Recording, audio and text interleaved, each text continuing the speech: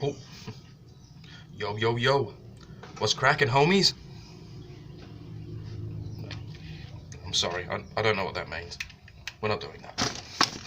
That's not even plugged in. Nah, bloody g'day. Welcome back to Gardening with Atley. Got a nice little episode coming up. Something that's very important to me that I've been keen on learning about, and that's gut health and the link between living soil and soil microbes and the microbes in your gut. Now, I think we wash our hands too much, and I think we're making ourselves sick because we're too clean. Before we get into this too much more, let's go pick some veggies and we'll come back. Okay, let's go have a look. Okay, just out here gonna pick some veggies, but just noticed some of them are trashed, and I think I know who's done it. Why are these damaged? What have you done? Wait, dog. Why are these damaged?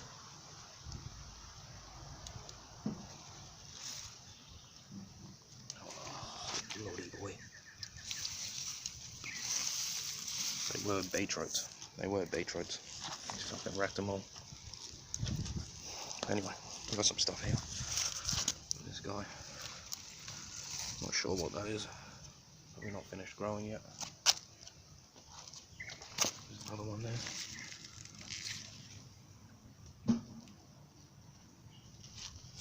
These will do. These will do. We'll take these. Oh, back again. Alright, so this was grown in living soil. The soil has microbes and bugs in there. I water with rainwater, put worm juice on there, fermented rice water, all these different things. Now, the soil is full of little bugs, microbes, tiny things that they hang around the roots of the plant, and they break down organic matter in the soil and make it available as nutrients for these guys. It all sounds very complicated, but it's not. You know, it isn't. But this is where it gets a bit tricky. If the food has been grown in like dead soil and been given artificial fertilizers and chemical fertilizers, the plant and the root won't have that connection with the microbes in the soil.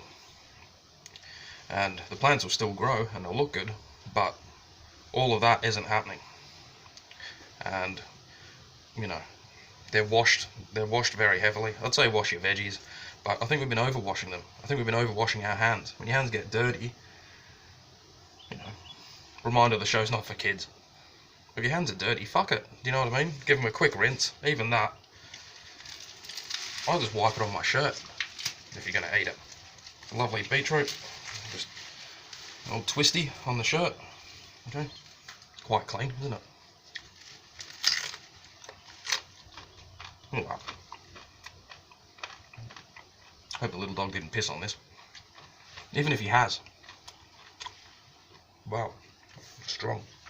The research I've been doing shows even like babies used to crawl on the dirt, exposed to the bugs in the soil, which activates your gut. Your gut bacteria is very important. I even read that babies, when they're born, when they're consuming breast milk, their stomachs actually don't break any of it down. It's microbes. It's the microbes that break down the breast milk. They say that all this is supposed to happen when you're an infant, and that your gut microbiome is set when you're a child, but I don't see why you couldn't beef it up. This is where all the allergies come from. They're coming from gut bacteria. Your gut bacteria do a lot of things. They send signals to the brain, and they actually affect mood. So if your gut's unhealthy, people can get depression, all sorts of things. There's a lot of problems. There's a lot we don't know about it. They haven't done a lot of research because there isn't much money in it. Pharmaceutical companies are only now getting on board. Companies like Bayer and a few other ones are actually starting to make organic bio-fertilizers, they call it, which is like worm piss, and getting farms to go back to putting life into the soil. But problem is, years and years of farming, antibiotics, pesticides and all that, they're actually talking about that some of these little bugs might already be extinct. Things like asthma, allergies. I'd say a lot of allergies and food intolerances come from the gut bacteria not being able to break it down. It's probably got nothing to do with you as a person. It's a gut, bugs in your gut.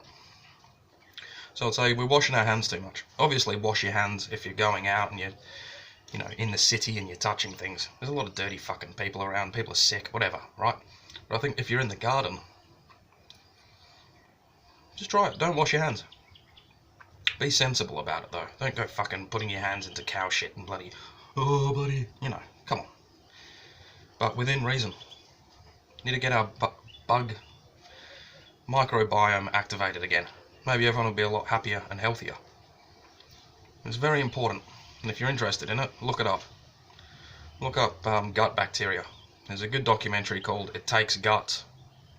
I think it's got Michael Mosley in it. That's very good. That's very interesting. I think, well, the pharmaceutical companies already know. The page that I read, it said that the pharmaceutical companies are going to be making future medicines out of bugs. And they're going to be giving people like a prebiotic or a probiotic, which will be the bugs and a little bit of food for the bugs, and people take that and that helps them with their ailment.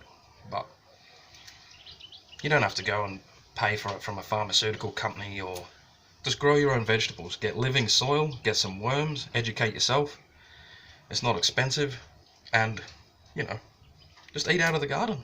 It's easy. It's easy, you feel a lot better.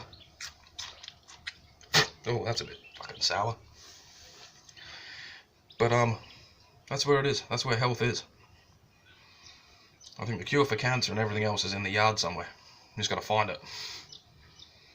But I'm still researching it. I'm still trying to find out, how much of these little bugs are actually in the plant, or if we have to consume a little bit of soil, or if it's actually in there, even if you wash the veggies. But growing organically with living soil and worms and manures and things like that will give you better health. It's not all about the nutrition in the vegetables, it's about the life in it that comes from the soil. So check it out. We'll be doing more on this because I find it bloody exciting. So stick around, we've got some good stuff coming up. I'll see you soon. Cheers.